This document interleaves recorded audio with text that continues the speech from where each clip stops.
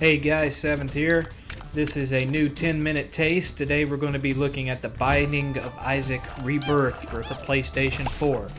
Now, for those of you who are new to my channel and don't know what I'm talking about when I say 10-minute taste, I do several different kinds of videos when it comes to video games. I do straightforward reviews, and I do reviews that are called Don't Buy This Shit, which is reserved for games that are so bad that I just can't recommend them for anybody for whatever various reasons.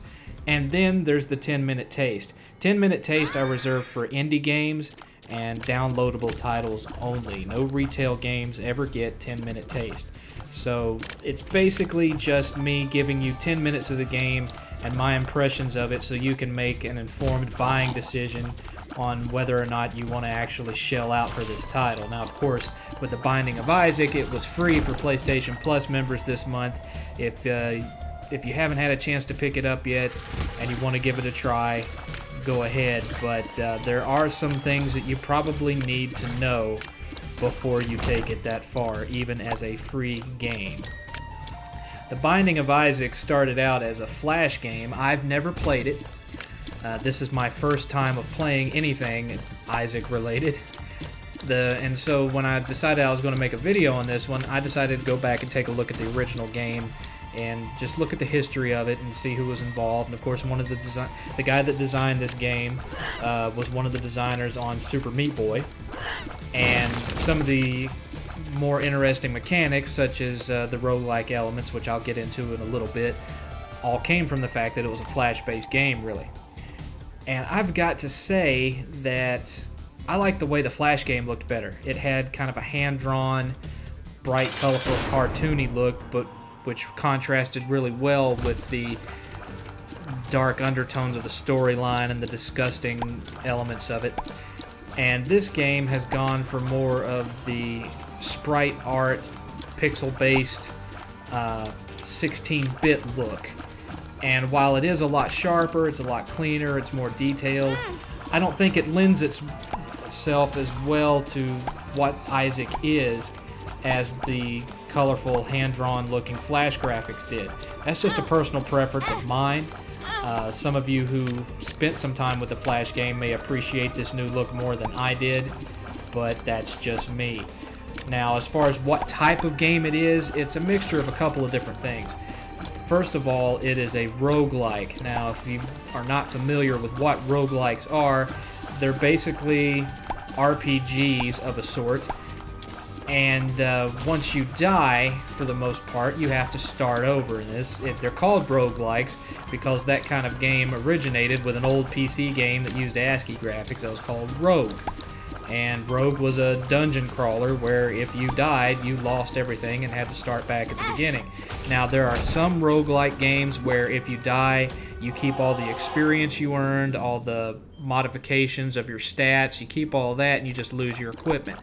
Then in other ones, there are no stats, there's just the equipment, and if you die, you can go back into the dungeon, and if you find your way back to where you died, you can pick up all your equipment, get all your equipment back. It varies from title to title. With The Binding of Isaac, you lose everything, and the dungeons are randomly generated. Now, there is a code that you can put in, or you can choose to continue when you die, where it will keep the same dungeon layout that you were playing with so that you know where everything is and you can go and get it back real easily.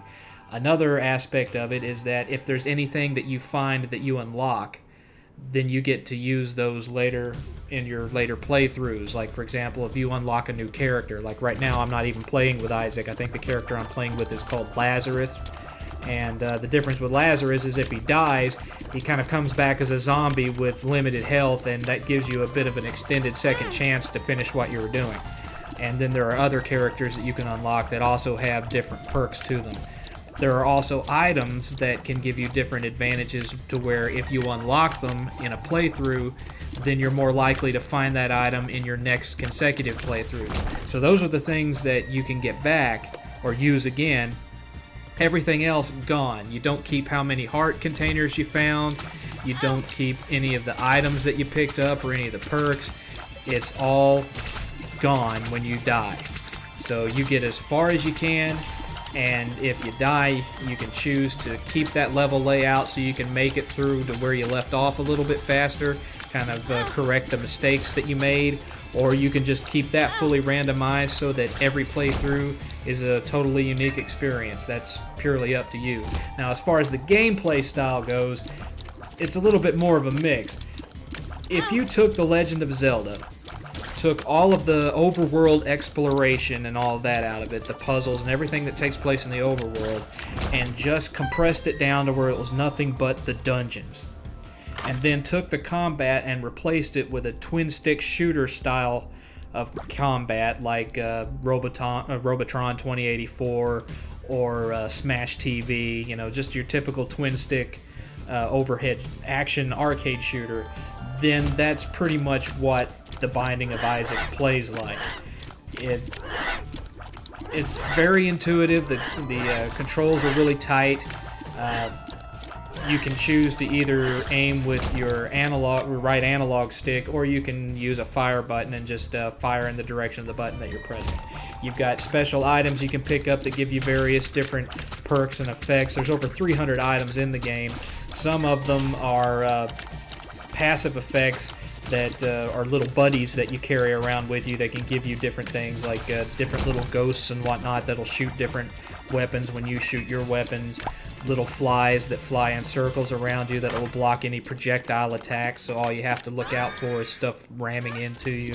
You've got bombs like you did in Zelda, where you can blow hidden doorways open, or you can knock rocks into gaps where you can cross gaps to get to treasure chests that you couldn't reach before. You know, very Zelda-like things.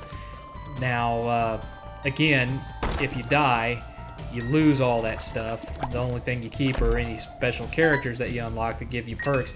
But the thing that makes the strategy of this game interesting is, of course, you know, the items are randomized every time you go in, so you never really know what you're going to get.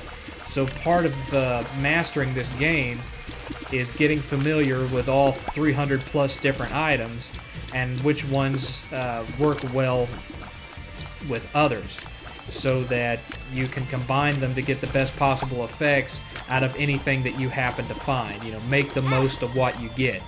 And a lot of it is kind of risk-reward, because you have these keys that you pick up, which are in very limited supply, and you can choose between going unlocking a door and going in there and hoping to find a great item, or using it on a chest and hoping that the chest has stuff that's better than what was in the door.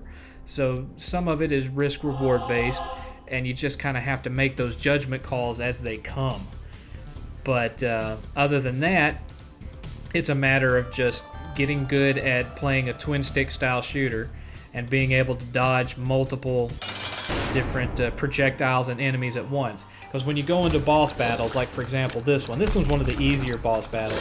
He shoots a bunch of projectiles, he pukes them all over the place, and he also bounces around, and every now and again you'll run into a boss that also generates new enemies for you to have to kill as well.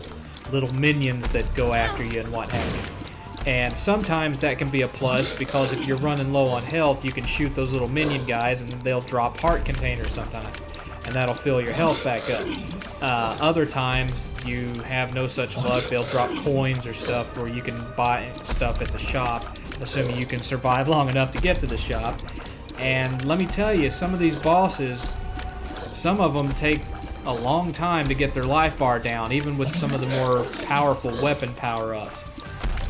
They are no cakewalk when you get into some of the later bosses. They can be pretty challenging.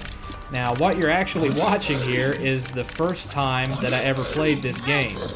This is literally brand new virgin footage of me playing The Binding of Isaac. I will say, however, I'm quite proud of the fact that out of everybody that's a gamer in this household, I made it farther on my first try than anyone else had made on multiple attempts, and that includes 8th and the waifu. I know you're going to be watching this later, honey, and what can I say? I have to be honest for my audience. That's probably going to cost me later on. But anyway, this is The Binding of Isaac.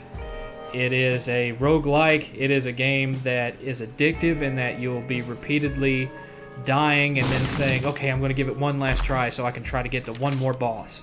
And maybe you'll get to that next boss the next playthrough, and maybe you won't even make it as far as you did the last time.